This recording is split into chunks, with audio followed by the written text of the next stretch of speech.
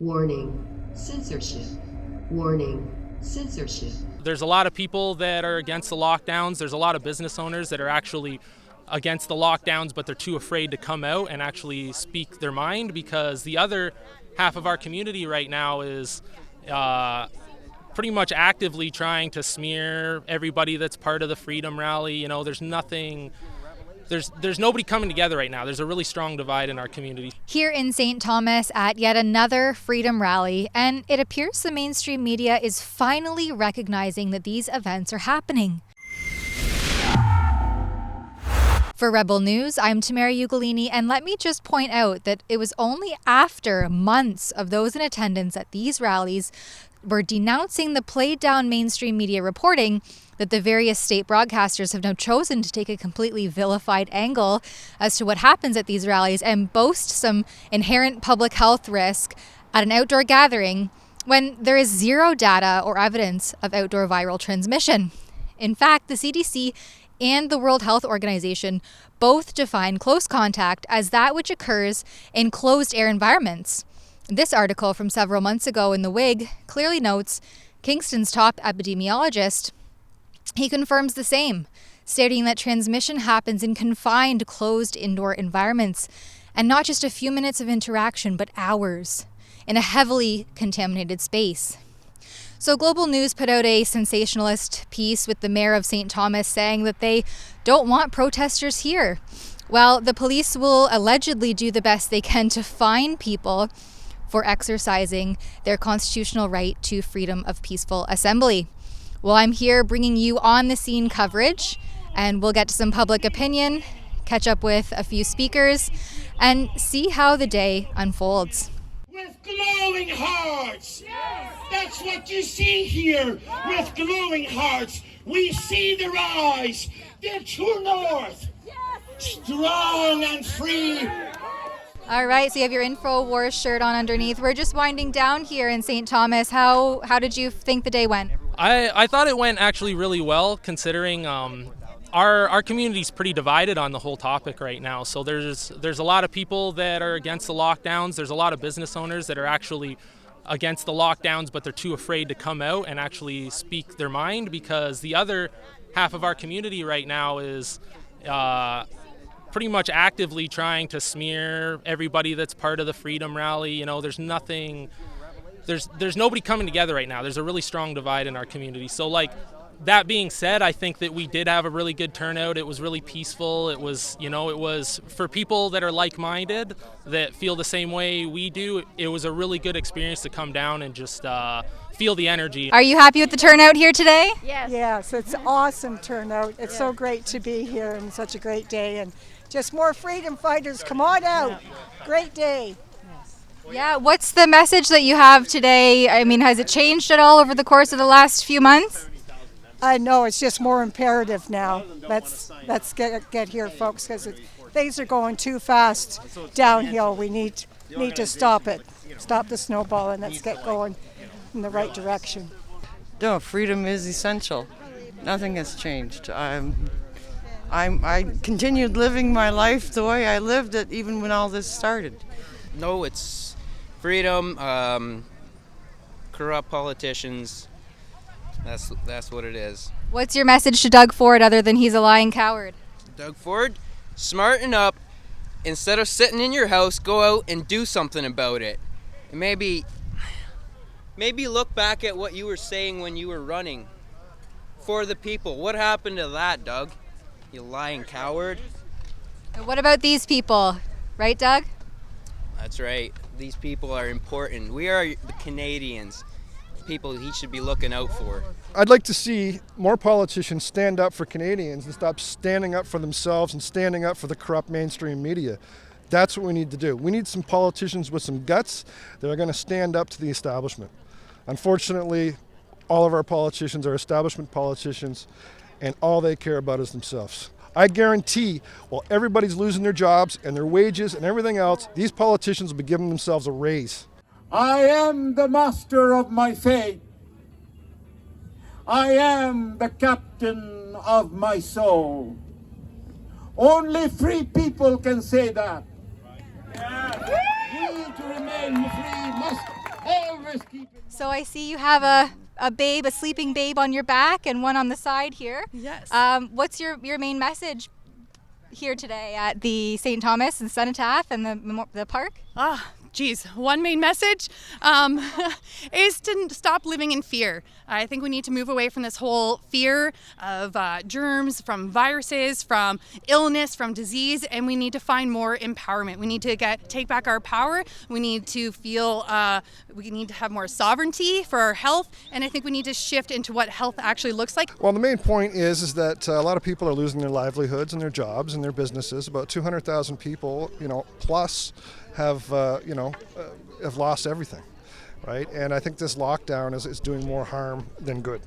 So we need to end these lockdowns. We got to get Canadians back to work. We need to rebuild our economy, and we need to, to fix all the issues that were caused initially from the government. The government didn't do anything. They waited. They sat on their hands until March. They didn't close the airports. They didn't do anything.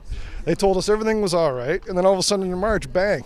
We have a reason to be out here right now, and we believe that, we're standing up for the rights and the future of our children. And you don't have to support us, but you don't have to fight us either. If you don't agree with us, just stay home. We have just as much right to be out here too. And I really do think that in a short amount of time here, more of those people are going to see what we're trying to say, and they're going to join us. Yep. Do you have a message for the rabid maskers we saw here today that think that you're putting everyone's lives at risk by just gathering in an outdoor setting? I want to know when it ends for them. So what's next? So what's the end game for them? I would rather feel empowered in my own body, knowing my own risks and take on my own responsibility than place it in someone else's hands. So I just want to, what's the end game? I got a sign here I brought it says freedom over life.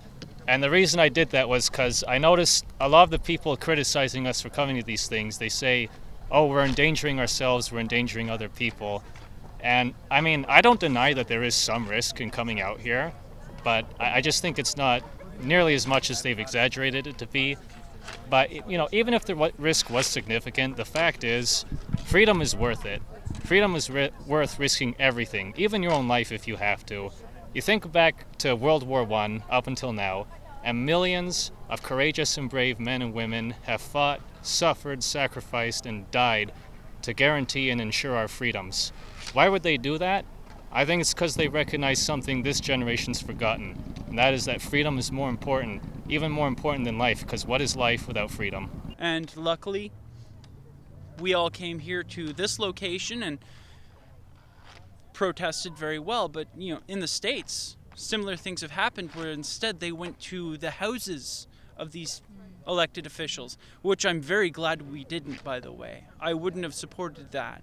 And so I think really one of the reasons I came out is that we really need to show that this is how good these protesters are, that we went and we did it in the most acceptable way possible. We did what was right. We didn't do what was convenient. We did it the right way. God is on my side, as I shall not be afraid. All right, I found a rebel in the wild here. He's sporting a mask exemption button. And show us your hat.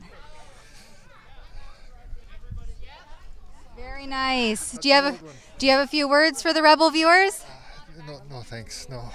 Anything you want to say about Rebel News? I've been a long time fan and supporter. Keep up the great work, guys. What are your main concerns for your children growing up in the world that we're seeing over the last, 8-9 months now? Oh, it definitely is the fear that's happening in the community. I've seen it happen with other children where if a child goes up to someone to play and that child screams at them, there's this fear being installed in them that they can't, hug their grandma, or that they can't play with each other, or if they touch this, it's going to be germs. It's just, there's so much fear being created within our children that I think it's leading to trauma for a lot of them. But if you look at China and Wuhan right now, apparently it's over there.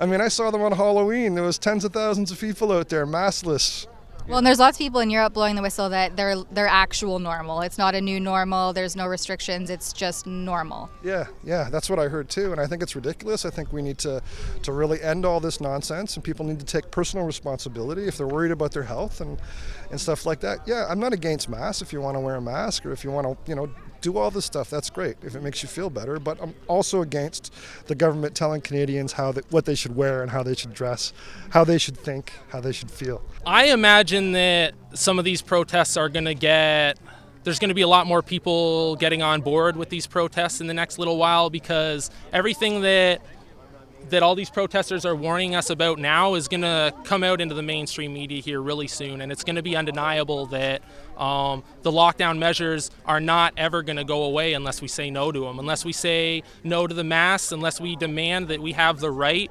to our own bodily sovereignty. Like, there's going to be more and more people that are going to come up and just start protesting these lockdowns. So We keep going, getting bigger numbers, more and more, and hopefully we can actually get something out of this. If we don't stand up, well, then we're screwed anyway, so. Yeah, we just have to stand up for ourselves. I think that's what we're kind of looking at now, is just trying to how to empower each other, how to create, like, what does health actually look like? How can we do that? And reaching out and knowing that, it comes from us. Like, that's nutrition, that's exercise, that's movement, that's mindset, that's community and coming together. So next Sunday in London, we're having a rally on the 22nd, and we're trying to bring together community and how to support each other. Project Phoenix is going to be there collecting items for homeless people, clothing, food. So we're doing a whole, like, canned food drive. And I think it's just coming together again, like remembering that, like, love your neighbor, like, love your community, and come back in kindness and compassion, I think is how we need to move forward. What do you say to the St. Thomas mayor who urged some businesses to close today in detest of this gathering? Well, just more propaganda from mainstream media. There's nothing to be afraid of here, folks. Just don't listen to them, mainstream media. That's my point on that. Are you going to keep coming out as the weather gets colder? Oh yeah, I'm just planning a different wardrobe, that's all. Something warmer. Well, the day is winding down here in St. Thomas. I think there may be a few stragglers left over at the rally location. Overall, it was a great day. I would say a few hundred people gathered here today to celebrate the speakers and celebrate their freedom. I found it really strange. As a pregnant woman, I need to use the bathroom sometimes. And as it turns out, here in St. Thomas, all of the local Tim Hortons have decided to close their doors in defiance of the protest happening here today. So you are unable to physically go into any Tim Hortons here in St. Thomas today, I think as per the advice of the mayor. So that was a really interesting development here. I don't know how many other businesses have chosen to do the same, but definitely my personal experience here was that Tim Hortons has taken quite the stance against these types of assemblies. There were a few crowds that gathered along the path, the march, I should say, that these individuals engaged upon from this location to the cenotaph. A lot of vulgar expressions and sentiments being relayed by this crowd. And overall, in general, the people remain consistent in their messaging. They stand for freedom. They stand for expression.